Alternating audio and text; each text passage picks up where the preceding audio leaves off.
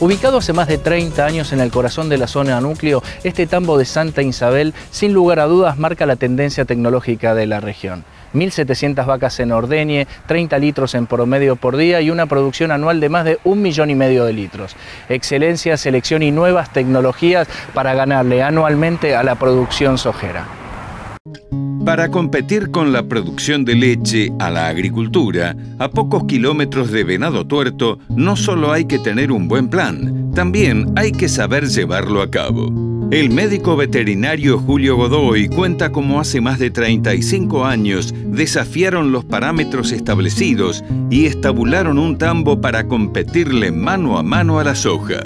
Es un campo que es netamente agrícola, donde acá es trigo, soja y maíz.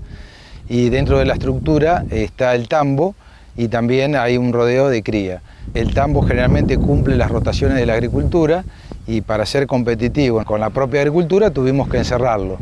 Para que te dé una idea, se encerró en el año 1978, o sea que lleva unos cuantos años encerrado, y el planteo en su momento era silo de maíz y alfalfa picada. El tambo ocupa 600 hectáreas dentro del establecimiento, sin contar las 400 hectáreas que se hacen de silo de maíz. O sea, con el silo de maíz tendríamos que sumarle 400 hectáreas más, pero como es un planteo de 6 meses, que después a lo mejor va a otra rotación, puede ir un trigo, que inclusive también nosotros lo utilizamos. O sea que nosotros consideramos las 600 hectáreas de pasto.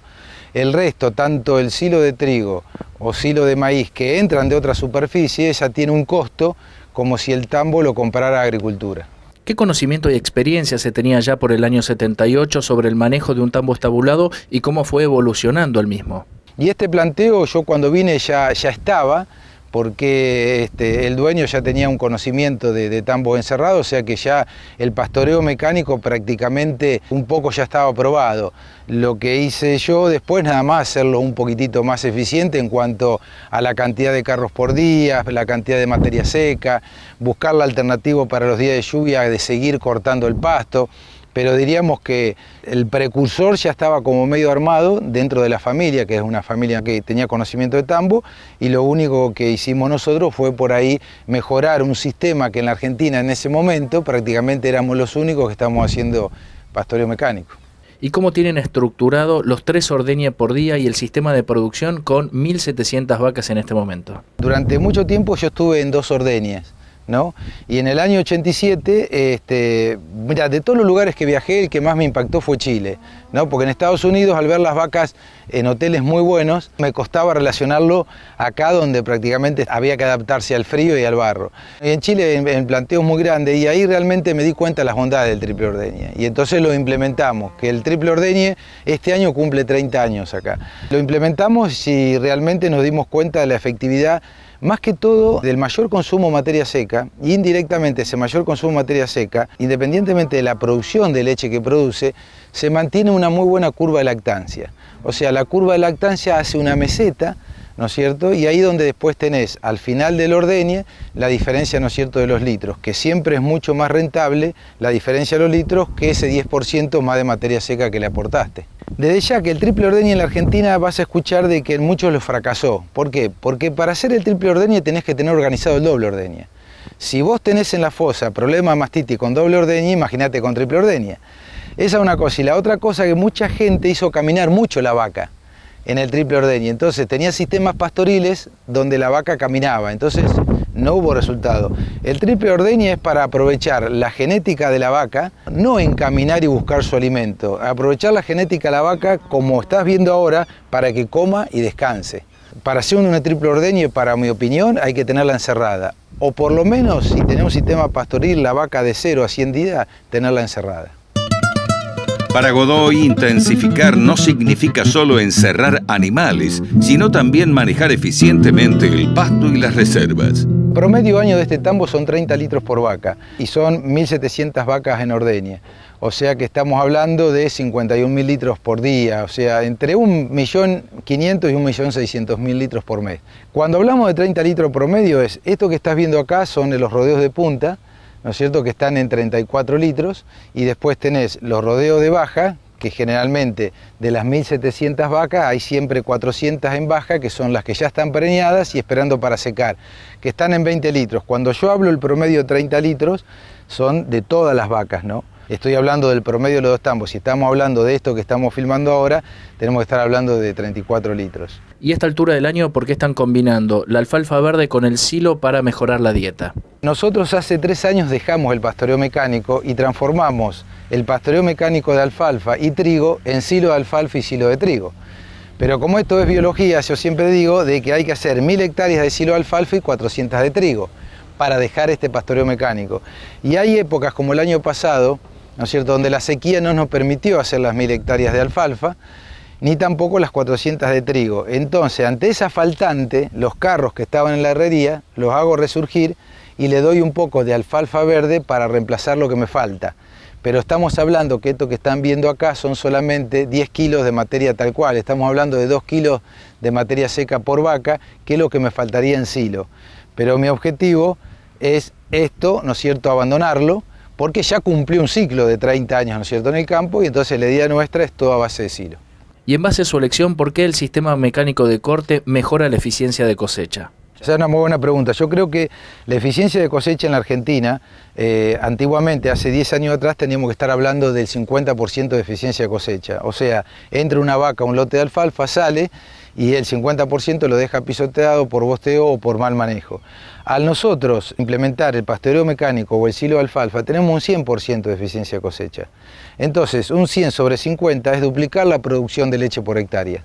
Ahora, ¿tiene más costo? Claro que tiene más costo. Un silo de alfalfa es más caro que largar una vaca, ¿no es cierto?, como pastoreo, o un pastoreo mecánico es más caro. Pero ese costo como margen, ¿no es cierto?, como gasto directo, que representa entre un 3 y un 5% del cheque de la leche, para traerle el alimento a la vaca, no tiene ninguna competencia con duplicar el margen por hectárea, porque prácticamente es duplicar. Lo que sí que necesitas es una inversión. Para encerrar la vaca necesitas 1 metro de este lado de piso, 4 metros de cemento del lado de la vaca y después nosotros hacemos un suelo cal. Mezclamos tierra colorada con cal, pero hay zonas donde la lluvia no es tan grande y podés hacer tierra. Esta inversión hoy, más o menos, tenés que estar hablando de que está en $300 por vaca. Entonces, si una persona tiene 100 vacas, bueno, va a tener que multiplicar eso para hacer. Estamos hablando de 3.000 pesos por vaca. Eso sí, de que alguien que cierra la vaca para duplicar su producción, ya sea de trigo, ¿no es cierto?, de alfalfa, tiene que pensar que tiene que hacer una inversión de $300 por vaca. Pero yo creo que hoy $300 por vaca, así te lo digo a grosso modo, debe tener una amortización de 1 año y medio. Vamos a ponerle 2. No hay que tener miedo de encerrar la vaca, ¿no es cierto?, y que nos sobre la mitad de la superficie, para poner más vaca o para hacer agricultura. Para ser competitivo en el corazón agrícola de la Argentina, el tambo necesita una estrategia de manejo, pero también la gente capacitada que pueda llevar adelante el plan. El sistema de cierre nos permitió ser eficiente en la transformación del alimento, que es lo más caro del cheque de la leche, en leche. Eso es un tema, o sea que si nosotros hoy tuviéramos las 1.700 vacas en pastoreo, este tambo no existiría, porque yo en vez de 600 hectáreas le tendría que pedir 1.000, más lo de silo. Por lo tanto, sí o sí, el encierre fue una obligación para ser eficiente en un campo netamente agrícola. Estoy hablando de campos agrícolas muy buenos, o sea que prácticamente como la zona de Pergamino o quizás mejor. Y eso siempre está acompañado, primero yo siempre digo, por un buen dueño que conozca, inclusive conoce mucho, ¿no es cierto?, de tambo y conoce mucho. Y después un dueño que confía en vos y te da libertad para el manejo. Y entonces al darte libertad para el manejo, toda esa gente, estas 30 personas que manejan en este tambo, es lo que hacen eficiente. Porque yo por asesoramiento, de 10 tambos que estuve encerrado, en 5 fracasé. Y tengo el mismo criterio para los 10, porque en los otros 5 me acompañó el dueño y la gente. Godoy plantea los desafíos que genera un tambo estabulado en una zona con más de 1.000 milímetros de lluvias por año y establece los parámetros clave para ser rentables frente a la soja. Acá, para ser competitivo, son sojas de 45 quintales de soja. O sea que tenés que superar eso como para ser competitivo, ¿no? Pero yo creo que eso no lo puedes medir en un año, como nosotros siempre decimos, en ciclo de 5 años, ¿no? Y ese resultado sí siempre fue superior. A lo mejor vos este tambo puesto en San Luis o puesto en Córdoba te requiere 25 quintales de soja o 30 quintales de soja. Entonces es diferente. Esta es una zona como, a mí me gustaría por la vaca tenerla en Córdoba, con 600 milímetros de lluvia y suelo arenoso, pero por la producción de maíz, de trigo y de alfalfa tenerla acá. Entonces acá tenés una muy buena producción que te abarata mucho los costos de alimentación, pero tenés que luchar con esto que estás viendo ahora, que es con el barro, ¿no? Porque una zona de 1400 milímetros de lluvia. ¿Y cuál es la diferencia económica, productiva y sobre todo de rinde de hacer un silo de buena calidad? Hoy vamos a suponer de que si un silo de maíz te sale 4.000 o 5.000 pesos por hectárea, le va a salir al que produce a lo mejor un maíz con el 35 a 40% materia seca y una buena cantidad de grano, bien tapado, bien eficiente en su tapado y en la conservación, aquel que hace lo mismo productivamente, pero que a lo mejor no está bien pisado por el contratista y no gasta, ¿no es cierto?, en una lona, y que cuando abre el silo pues lo expone mucho. Entonces, hoy a lo mejor una pérdida de silo desde que se cosecha hasta que entra a la boca de la vaca, a lo mejor un buen productor desperdicia nada más por fermentación, para darlo y todos los procesos, ¿no es cierto?, que lleva el silo, entre un 10 a un 12%. Y ves que un productor, a lo mejor de la misma zona, está en un 40% de desperdicio, por mal tapado, por mala fermentación, por no tener buenos comederos y lo da en el barro. Entonces, entre el 10 y el 40%, mirá la cantidad de hectáreas que uno podría liberar. Y eso en silo de maíz más o menos no es tanta la diferencia, pero te puedo asegurar que en silo de alfalfa y silo de trigo, donde la fermentación no es noble, no es láctica, sino es una fermentación que por la relación hidrato de carbono y proteína que tiene la alfalfa, tiene muy pocos azúcares para una buena fermentación, todavía te presiona mucho más. Por eso el silo de alfalfa para mí es artesanal. ¿Y cómo incide el manejo y la confección en la calidad del silo de alfalfa? Para que te dé una idea, de las 1000 hectáreas que hacemos por año, yo nunca hice más de 40 hectáreas por día, para hacerlas bien, porque tenés hasta el viento, la temperatura, la humedad, que me dé tiempo a tapar. Suponete, viene una lluvia y yo lo tengo que tapar, y cuando arranco al otro día arranco en otro silo, no sobre el silo. El maíz te permite eso. Por lo tanto, cuando a mí me dicen que el silo de alfalfa no anda, no. Se puede producir buenos silos de alfalfa, ¿no es cierto?, y trigo, pero es un trabajo más. Yo trabajo con Daniel y he trabajado con otro contratista, pero cuando Daniel entra al tambo pasa a ser empleado mío. En cambio hay tambos que llega el contratista y tiene que decir, che, ¿a dónde hago la bolsa? Ahí a donde vos quieras. ¿Y cuál es el lote? Allá. Y no hay nadie. Yo tengo que estar atrás de Daniel, de sus empleados, ¿me entendéis?, de su gente. Inclusive a los contratistas buenos les gusta. El silo te lo cobran sin abrir y se van. Y vos lo pagás, y a los 6 meses cuando lo abrís, ¿qué pasa? No está mal el contratista. Entonces yo siempre digo que está bien, tenemos que trabajar juntos para cuando se abra el silo no nos encontremos con sorpresa. Silo de maíz, de alfalfa y de trigo, pero también heno y una ración basada en maíz, soja y algodón conforman la dieta. Para que te des una idea, el 65% de la materia seca es silo de alfalfa, silo de maíz y silo de trigo, y 1 kilo de heno. Hoy ese 65% está reemplazado un 5% por el pastoreo mecánico, porque no me alcanza el silo de alfalfa y de trigo. Y el 35% es un balanceado que lo hago a base de maíz molido, espele de soja y harina de soja. Pero el promedio por vaca, para que te dé una idea, es 8 kilos, ¿no es cierto?, de ese balanceado a 30 litros. Quiere decir que gracias a la calidad del silo, yo de 10 kilos, lo histórico en este campo, pude bajar a 8. ¿Cuál es la incidencia que tiene la capacitación de este grupo de gente en el nivel de producción que tiene el tambo? Y yo creo que es fundamental. Te puedo poner un ejemplo. Cruzando la ruta 8 te podés encontrar un tambo que a lo mejor está en 25 litros con nuestro mismo planteo. Y acá hay 5 litros de diferencia, como puede ser al revés, yo estar en 25 y en 30, ruta de por medio, la misma alimentación, es la gente. Yo creo que la gente te hace una gran diferencia en todo esto y es un problema muy grande, ¿no es cierto?, en la Argentina, pero creo que somos todos culpables, desde el dueño, los asesores y después yo lo pondría en ese orden los empleados. Porque yo creo que si a un empleado le pagás bien, pero lo atendés como corresponde, con una buena vivienda o con un buen vehículo para ir a su casa. Hay miles de alternativas y no todo entra por el bolsillo. Como yo siempre digo, entra más por el corazón, por el bolsillo. O sea, para manejar 365 días a la gente, me parece que el criterio está en hacerlo a ellos responsables de la empresa, porque es un trabajo muy duro, muy duro. Mira, en una encuesta que hizo el grupo CREA sobre qué era lo peor que pensaban en un tambo, le dijeron el frío y el barro.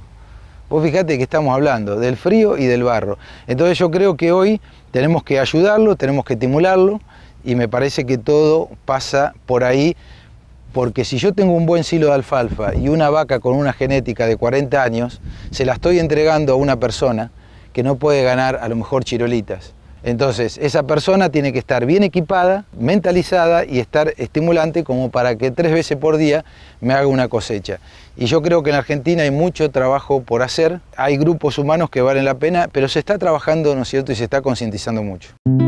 Para superar la barrera de producción actual por vaca, Godoy considera que se requiere una inversión importante en infraestructura. Nosotros tenemos un producto que produce leche. ¿Cuándo produce leche? Cuando tiene pocos días de lactancia, cuando está cómoda y cuando le damos bien de alimentación.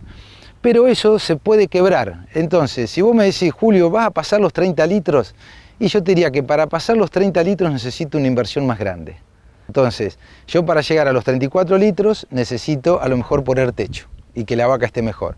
Entonces yo sé que mi limitante hoy son 30 litros y trabajo para eso. Por eso este es un sistema de cielo abierto, es un dry loft. Los otros es un freeze lot, no es un paso intermedio. Más te digo, si yo quiero poner techo, no me sirve ninguna de estas estructuras. Siempre digo, para producir 1 litro de leche tiene que pasar por la ubre 500 litros de sangre. En este momento están pasando 500 litros de sangre. O sea que una vaca que te da 30 litros, estamos hablando de 15.000 litros de sangre para producir 30 litros de leche. Es una verdadera fábrica. Después, ellos tienen una proteína que es la caseína, que es la de mayor valor biológico en el mundo, que no es sintetizada por nadie más que por la vaca. Entonces, lo bueno de la vaca, que es la lactosa, la grasa, la proteína, es una verdadera fábrica. Entonces yo cada vez que entro al tambo y veo salir la leche, no me da la cabeza como para saber que se hizo, ¿no es cierto?, en 8 horas. Entonces, si hay algo a mí me vuela la cabeza, es la capacidad productiva de leche de ese animal. Y acordate que la sensibilidad de la punta del pezón es como la punta de la lengua nuestra. Entonces tiene que ser manejada por gente que sepa manejar, ¿no es cierto?, esa vaca. Genética estamos re bien, estamos medio pasado de vuelta, te diría, porque tenemos Fórmula 1 y le damos de comer como si fuera un Ford Falcon. Y la otra, vuelvo a insistir, el 50% del cheque de la leche lo lleva a la alimentación. De ese 50% el impacto que tiene el balanceado es grandísimo. Lo que pasa es que ahora están todos contentos por el precio del espelho de la soja y el maíz. Pero eso no es histórico, estamos ahora en una isla. Entonces, trabajar bien en las reservas. Entonces yo lo que me propongo, no los 30 litros, pero me conformaría 25 litros a 3 vacas por hectárea.